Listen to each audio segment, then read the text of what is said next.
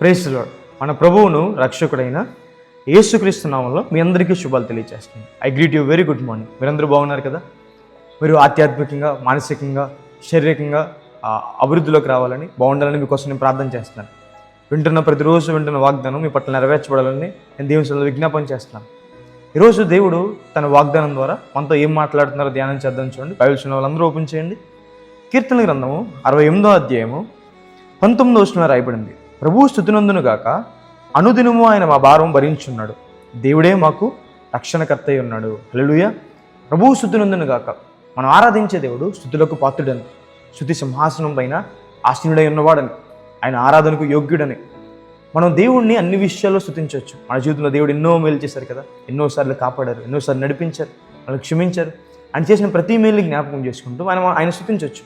ఇక్కడ దేవుని స్తుతించడానికి ఒకనొక కారణం భక్తులు వివరిస్తూ, ప్రభువు స్తుతినందును గాక, ఎందుకంటే ఆయన అనుదినము కూడా మన భారాలు భరిస్తున్నాడని. హల్లెలూయా. ప్రతిరోజు కూడా దేవుడు మన భారాలు భరిస్తున్నాడని.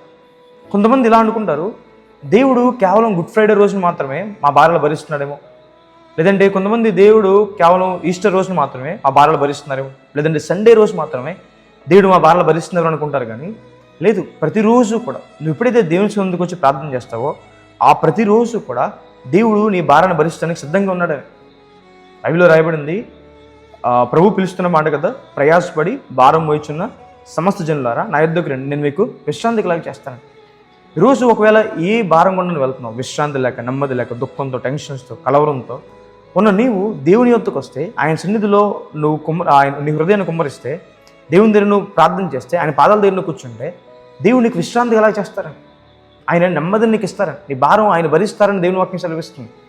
హల్లెలూయా. ఇలా రాయబడింది, దేవుడు మన పాప భారాన్ని భరించారని. హల్లెలూయా. హల్లెలూయా. రాయబడింది, పాప భారం మొయ్యలేనంత బరువైందంట. ఆ భారాన్ని మనం మొయ్యలేనంత బరువైంది పాప భారం. దాన్ని క్రీస్తు ప్రభు శిలువ మీద మన కొరకు భరించారని. ఎవరైతే ప్రభు దగ్గరికి వచ్చి ప్రభు నన్ను క్షమించమని అని అడుగుతారో దేవుణ్ణి, వారు పాప భారాన్ని విడుదల పొందుతారు. ఒకవేళ మీరు ఎవరైనా పాపంతో బాధపడుతుంటే, వ్యసనాలతో బాధపడుతుంటే ప్రభు దగ్గరికి వచ్చి, ప్రభు నా పాప భారాన్ని నన్ను క్షమించండి అని అడిగినప్పుడు, ఆ పాప భారాన్ని నన్ను విడిపించమని అడిగినప్పుడు దేవుడు విడుదల దయచేస్తారని. ఎందుకంటే శిలువ మీద నీ పాప భారాన్ని దేవుడు భరించాడు కాబట్టి. అలాగే బైబిల్లో రాయబడింది, ఆయన మన పనులు భారం భరిస్తాడని. రోజంతలో ఎన్నో పనులు ఉంటాయి కదా. కొన్నిసార్లు కొంతమంది ఆ పనులు చూసి భయపడుతుంటారు, ఈ టాస్క్కి ఎలా కంప్లీట్ చేయగలం, ఆ జాబ్లో కానీ, లేదంటే కొన్నిసార్లు ఇంటి పనుల విషయంలో కానీ కొంచెం భయపడుతూ ఉంటారు. అయితే ఎక్కువ పనులు ఉన్నప్పుడు దేవుని దగ్గరికి వచ్చి మనం మొరపెట్టినప్పుడు ఆయనే నీ పనులింట్లో సహాయం చేస్తాడు, నీ పనుల భారం ఆయన భరిస్తాడు. అలాగే వ్యాజ్య భారం దేవుడు భరిస్తాడని దేవుని వాక్యం సెలవిస్తుంది.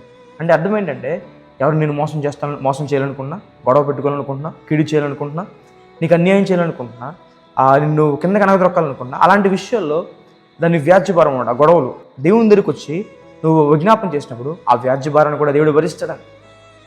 కొన్నిసార్లు మన భారం అంతా మనమే భరించాలనుకుంటాం. ఒకసారి ఒక ప్రాంతంలో ఒక ముసలైన కట్టెలు మోసుకుంటూ వెళ్తున్నారండి. మిషనరీ గారు అటుగా గుర్రబండి వెళ్తూ చూసి, అయ్యా రండి మీ ఇంటి దగ్గర దింపేస్తారంటే ఆయన ఎక్కారు. మిషనరీ గారికి ఎందుకు డౌట్ వచ్చి ఒకసారి గుర్రబండి లోపల చూశారండి. వెళ్ళేటప్పుడు చూస్తే ముసలాయన కూర్చున్నారు కానీ గుర్రబండిలో ఆ కట్టెలు ఇంకా తన తల మీదే ఉన్నాయి.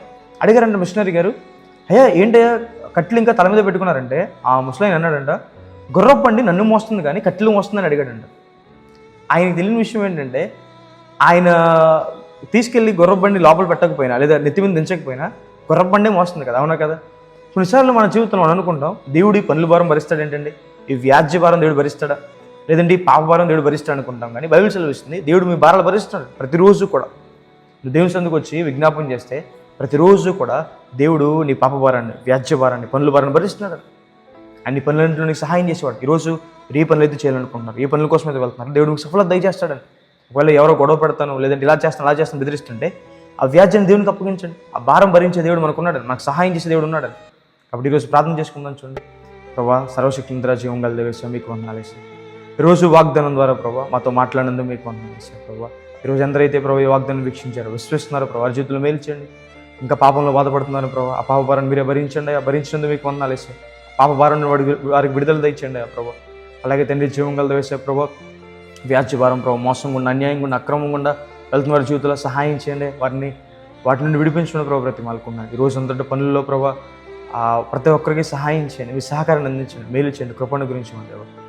ఆరోగ్యవంతులను ముట్టని స్వస్థపరచండి, అప్పులు బాధలు బాధపడుతున్న లేవనెత్తండి, కృప చూపించండి. శాంతి, సమాధానం, విశ్రాంతి అందరిని దీవించండి, కృప చూపించండి దేవా. యేసు నామమున అడిగి వేడుకుంటున్నాను తండ్రి. Amen. God bless you. God bless India.